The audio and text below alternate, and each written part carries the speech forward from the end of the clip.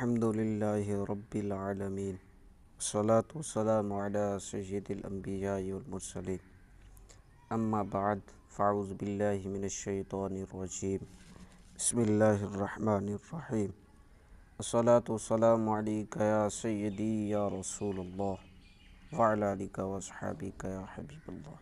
آئیے آج نحو کورس کا سبق نمبر 3 پڑھتے ہیں۔ اس سبق کے اندر آج ہم اسم، فعل، حرف اور ان کی علامات کے بارے میں جانیں گے۔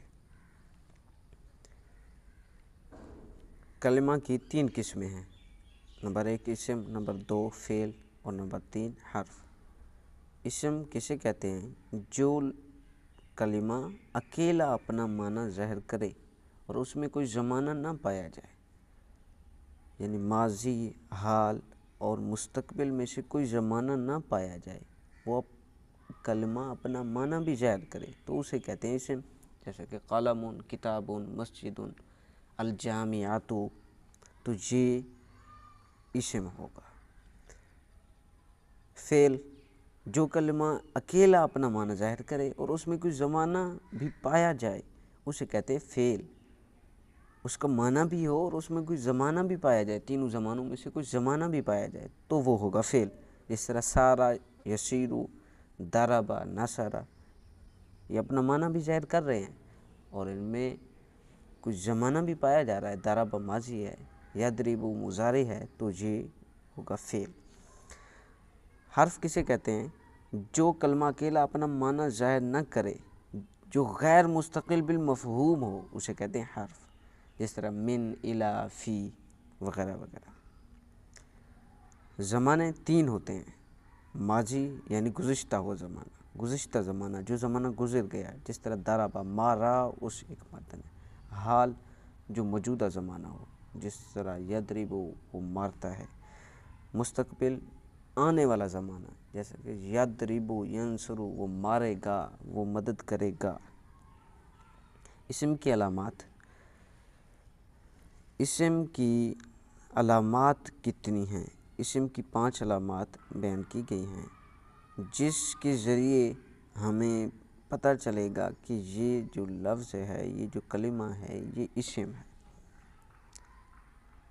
الف لام کا ہونا،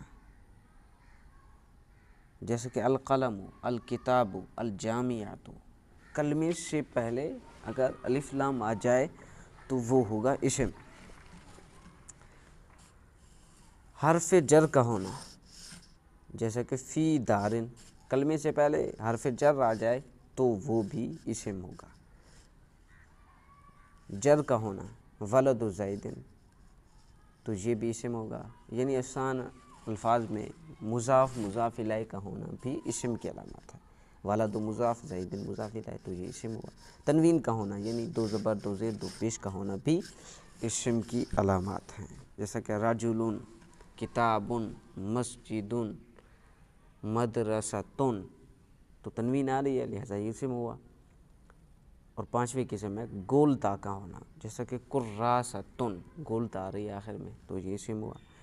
اور امرأۃ، آخر میں گول تا آ رہی ہے تو یہ بھی اسم ہوا۔ ایک بات یاد رکھیں کہ الف لام اور تنوین ایک اسم میں جمع نہیں ہو سکتے، یا تو الف لام ہوگا یا تنوین ہوگی، دونوں جمع نہیں ہو سکتے۔ الف لام ہوگا تو تنوین نہیں ہوگی، اگر تنوین ہوگی تو الف لام نہیں ہوگا۔ جس طرح المسجد، الف لام آ گیا تو اب تنوین نہیں آ سکتی، یا مسجدن پڑھیں تو الف لام اب نہیں ہو سکتا، یعنی المسجدن نہیں ہو سکتا، المسجدو ہوگا یا مسجدن ہوگا۔